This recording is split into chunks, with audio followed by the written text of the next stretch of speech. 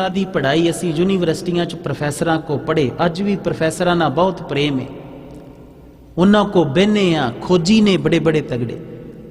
पर आप जी नूं एक हैरानी की बात दसदे आ, जे सतगुरु कहंदे ने ना कि तेरे तो बिना मैनू सोझी नहीं, गुर बिन समझ ना आवे, ते सच जाणियो गुरु तो बिना समझ नहीं आ सकती। ये असी प्रतख देखिया है। असी अज भी दोपहरे एक बात कर रहे हाँ, जिवें समर्पण है, शरदा शब्द है, ते दोपहरे भी संगत नाल गल कर रहे सी कि शरदा ते समर्पण जिहड़ा है ना, एक कर्म नहीं है, ये अवस्था है, प्राप्ति है। फिर समझ लेना, जेड़े जी ये कहंदे ने ना कि शरदा नहीं जी करनी चाहिए, शरदा जी, शरदा तो अंधविश्वास पैदा हुंदा, समर्पण तो अंधविश्वास पैदा हुंदा, उन्हां भोलियां नूं पता नहीं है समर्पण कीता नहीं जांदा, ये हो जांदा। ये पदवी है, जदों तुसीं उत्थे पहुंचदे हो, सुरत उस रंग ते जांदी है, ते जिहड़ा है समर्पण हो जांदा।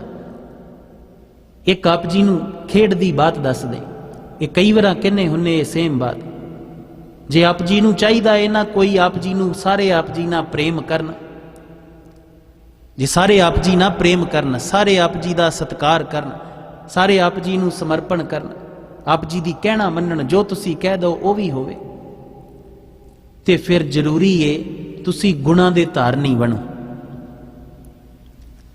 गुणां तो बिना कोई किसे ते जिहड़ा है वो समर्पित नहीं हुंदा। आप जी जदों भेट हुंदे हो किसे नूं, शरदा जिहड़ी है वो जागदी उदों जदों दूजे च गुण दिखाई दिंदा है।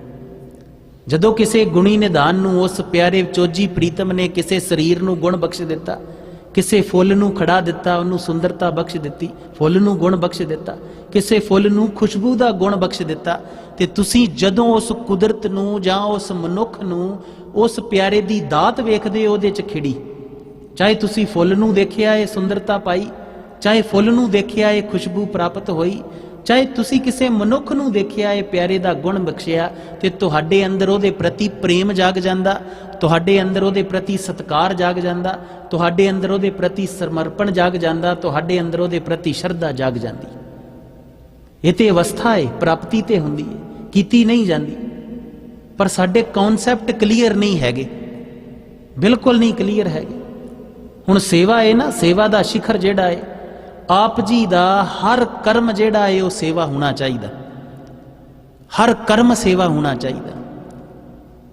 अपने कर्म नूं, हर कर्म नूं सेवा बनाना है। कई बार बात कीती है कि दो शक्तियां ने आप जी दे कोल, मन दी ते तन दी।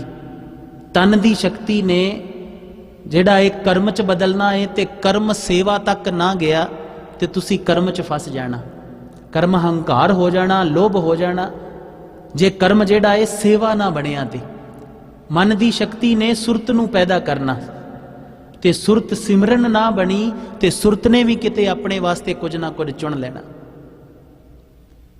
इस करके जदों भी एक सौखा जिहा अभ्यास दिन्ने हुन्ने गुरसिखां नूं कि मां दी भी सेवा करनी है, ते इस ढंग नाल करनी है कि मेरा कलगियां वाला खुश होवे। पिता दी सेवा करनी है, हर कर्म जिहड़ा है वो इदां करना है जिवें अज तुसी सारा दिन कमाई कीती, कर्मां दी कमाई कीती है ना, कुछ किरत कीती है जिहदे बदले तुहानूं पैसे मिलने ने।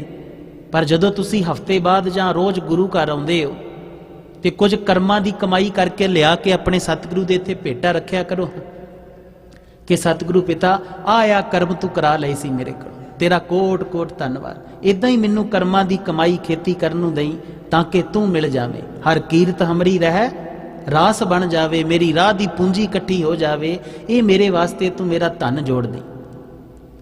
ते जे असीं पुछीए कि अज गुरु पिता दा कोई उपदेश कमाया, ते सोच के वेखो कमाया अज।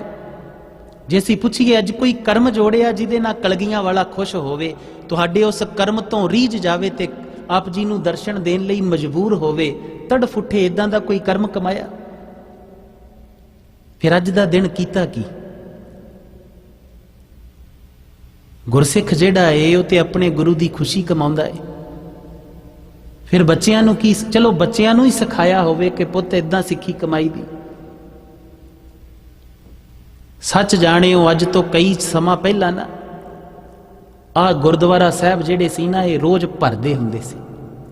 सवेरे शाम बजुर्ग जिहड़े सी अपने बजुर्गां नूं याद करो, ਗੁਰਦੁਆਰਾ ਸਾਹਿਬ ਨਾ ਜਾਣਾ, ਸਾਨੂੰ ਨਿੱਕੇ ਨਿੱਕੇ ਹੁੰਦੇ ਸੀ ਸਰੀਰ ਕਰਕੇ, ਸਾਨੂੰ ਯਾਦ ਹੈ ਗੁਰਦੁਆਰਾ ਸਾਹਿਬ ਬੱਚਾ ਨਾ ਜਾਵੇ ਤੇ ਬੁਰਾ ਮਨਾਉਂਦੇ ਸੀ, ਜਿੱਦਾਂ ਇਹਨੇ ਬੜਾ ਵੱਡਾ ਕੋਈ ਪਾਪ ਕੀਤਾ ਹੈ।